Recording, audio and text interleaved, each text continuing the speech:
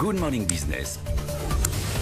Good Morning Business jusqu'à 10h, donc ce matin en direct sur BFM Business. On est en visio, on va le dire comme ça, on est en visio avec François Omril, le président de la CFE-CGC qui nous fait la gentillesse d'être avec nous ce matin. Bonjour François Omril, merci beaucoup, merci d'être ce matin sur BFM Business. Beaucoup de sujets à voir avec vous, le plan de relance du gouvernement, on va en parler dans quelques instants parce que ça approche, c'est mardi prochain, c'est dans 6 jours maintenant.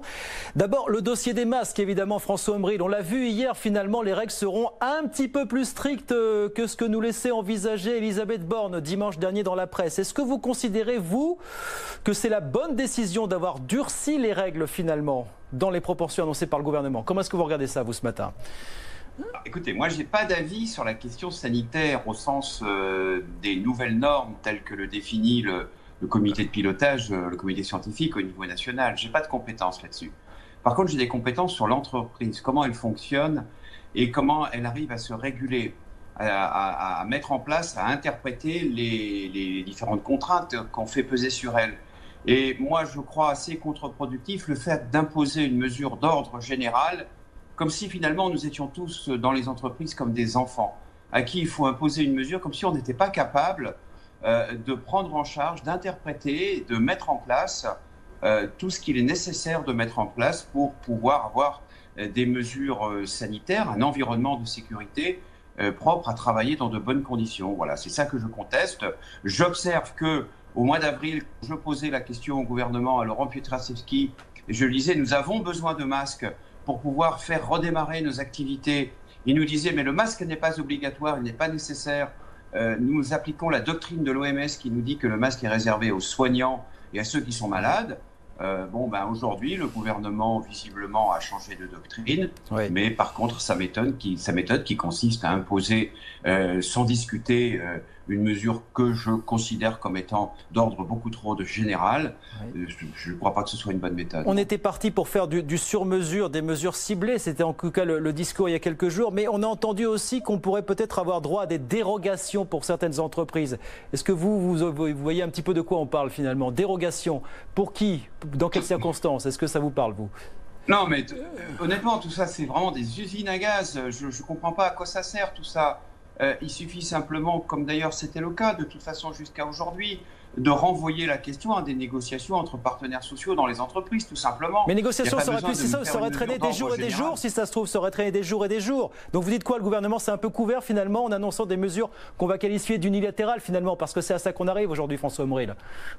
Mais non, c'est pas vrai, ça n'aurait pas duré des jours et des jours. Moi, je suis en entreprise. Pendant le confinement, j'ai réintégré mon entreprise dans laquelle j'ai travaillé tous les jours avec la direction. C'est une petite boîte de 170 salariés. On est capable de prendre des décisions le matin et de les appliquer l'après-midi. Qu'est-ce que c'est que cette façon de considérer la façon dont on travaille dans les entreprises comme s'il fallait des mois et des mois pour prendre des décisions? Enfin, ces gens-là ne connaissent pas l'entreprise. Ils ne savent pas comment nous savons prendre nos responsabilités au quotidien entre partenaires sociaux, entre responsables en tant que représentants. Moi, je dois vous dire que ça m'énerve un peu, cette façon dont le gouvernement a l'air de considérer l'entreprise et la façon dont elle fonctionne. Ils n'ont qu'à y aller dans les entreprises. Ils en parleront peut-être un peu mieux. Ils sauront un peu mieux comment ça fonctionne. Bien. Donc, alors, on verra notamment comment le gouvernement considère l'entreprise. On en saura un peu plus aussi mardi prochain, puisque c'est mardi prochain, vous le savez évidemment, on le sait tous, que le gouvernement va présenter son plan de relance à 100 milliards d'euros. Alors, on n'a pas de répartition énorme, mais on a des trames, des idées, la souveraineté économique, la souveraineté écologique, l'écologie, l'aide à l'entreprise, l'aide à l'investissement des entreprises, les PME. Comment est-ce que vous regardez ce plan au vu de ce qui sort aujourd'hui et publié? Est-ce que vous avez des craintes, des espoirs vis-à-vis de ce plan en particulier, François Omril? Est-ce que vous croyez qu'on passe à côté de certaines priorités? Un plan de relance, c'est toujours un slogan, c'est beaucoup de communication, ce sont des chiffres et des moyens. Moi, je suis satisfait que le gouvernement considère comme une priorité, effectivement, de s'investir dans la question de l'économie, de la relance. Le dispositif de chômage partiel, qui est quand même une partie importante de ce plan de relance, est un dispositif qui sera d'une grande utilité, à la condition, je l'ai toujours dit, que renvoyant les entreprises à la négociation, eh bien, on ait des dispositifs suffisamment sophistiqués pour pouvoir atteindre les entreprises qui en ont vraiment besoin. Parce que s'agissant de la relance économique, pour moi, la problématique majeure, c'est celle-ci. On met à la disposition de l'économie, donc des entreprises, des moyens qui sont des moyens publics.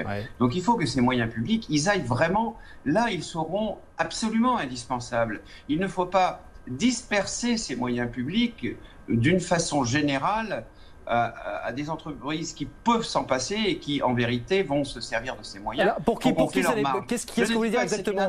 Pour qui ça n'est pas indispensable, si je vous suis bien? Je vous pose la question à contrario. Il y a un certain nombre de secteurs, je ne vais pas vous le dire ici, mais l'économie, c'est variable.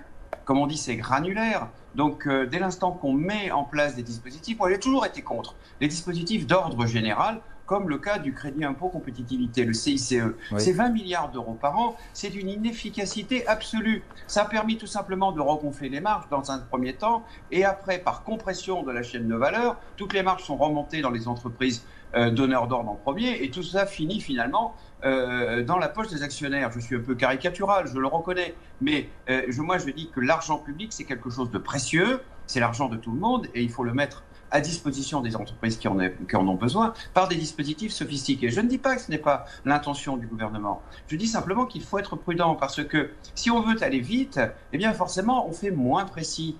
Et pour moi, le problème principal va être d'investir cet argent-là dans les dispositifs qui vont générer de la stabilité et du développement économique à moyen terme. Lesquels c'est là, je pense que l'agenda politique, nul n'est méconnaissant que nous sommes tous contributaires de l'agenda politique, des différentes élections, des mandats, etc.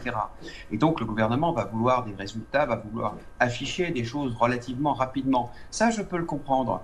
Mais moi, je considère que l'impact économique, il faut le projeter sur le long terme. Il faut investir dans la recherche, il faut investir dans le développement des nouvelles technologies, il faut investir peut-être aussi dans la façon de promouvoir une nouvelle gouvernance dans les entreprises. Il faut investir sur la possibilité d'allier les contraintes écologiques qui seront toujours de plus en plus exigeantes, mais aussi la nécessité de renforcer, de soutenir et de développer l'industrie.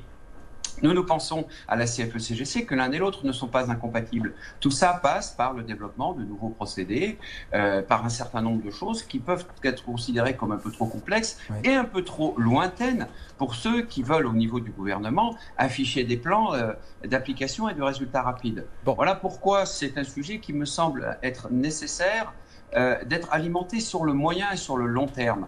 Nous sommes trop, je pense que c'est une mauvaise habitude, nous sommes trop dans le dispositif d'annonce, de mesures, de résultats trop rapides. Il faut avoir une vision des choses et une vision sur le moyen et sur le long terme. Bon, donc le court terme risque de phagocyter un petit peu l'objectif de long terme. En tout cas, on nous présente ce plan de relance comme un plan de long terme, de vision à long terme. Oh, François Omril, très clairement aujourd'hui.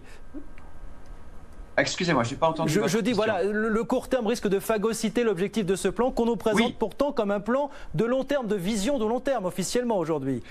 Mais là encore, 30-40 milliards dans l'écologie, voilà, notamment. Voilà, moi je ne fais aucun procès d'intention à l'intention réelle du gouvernement. On a rencontré Bruno Le Maire, on le reverra. Il est sincère dans sa démarche. C'est une question de méthode. C'est une question aussi de vision et de connaissance du milieu même de l'entreprise. Le début de notre entretien a porté sur le masque, qui, à mon avis, est une preuve supplémentaire de ce que je dis. C'est-à-dire que le gouvernement, les décideurs politiques ne connaissent pas l'entreprise. Ils ont une vision infantilisante des choses. Et s'agissant du plan de relance, moi j'ai peur aussi qu'il soit beaucoup trop influencé par des décisions parfois un peu idéologiques. Voilà, considérer que c'est le budget qui fait la relance. Eh bien non, ce n'est pas le budget qui fait la relance. Ce qui fait la relance, c'est l'endroit où on met à disposition les sommes importantes qu'on mobilise et la façon dont on encadre, dont on conditionne les moyens qu'on met en place à dessein de soutenir les entreprises. Eh ben, rendez-vous la semaine prochaine pour en parler. François Omril, merci beaucoup. Merci d'avoir été avec nous ce matin, J-6 avant la publication de ce plan de relance par le gouvernement. Merci beaucoup, François Omril, d'avoir été avec nous ce matin, président de la CFE-CGC.